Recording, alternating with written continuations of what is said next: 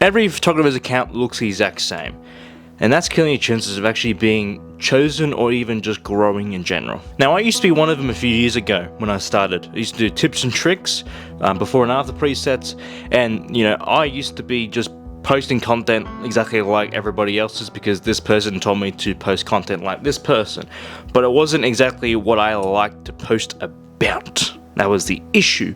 I just wanted to do it because it worked for this person and it worked for this person, but I didn't really speak like myself. And sometimes I'll be wondering why nobody's choosing me, and then I watched a few photographers that would just be popping up on my Reels tab anyways, and I'd be looking at them and going like, this sounds very similar towards what I'm doing, but also they just sound the same, and I can't really tell apart in terms of like if it's actually them actually speaking like for the script, or is it just because AI prompt and they wanted to go viral or something like that. But what most photographers do not realize in terms of social media is that your skill set of your photos and what you can do will get you into the room, but your personal brand will get you actually chosen because of that skill set. A client doesn't want just good photos, they actually want a good outcome, and they actually want a good service, but also they want to trust you.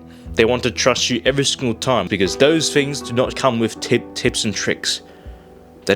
Clientele doesn't want tips and tricks of how to get their photos and all. They want to trust you because you've been doing the skill set for years, and all they want to do is just get that success, get that outcome, and just get it over done with. And because they don't want to waste their own time trying to do photography, they just want to do the business part of things. So the moment I stopped trying to sound like everybody else and trying to do the same content as everybody else, I actually started to sound like more of myself.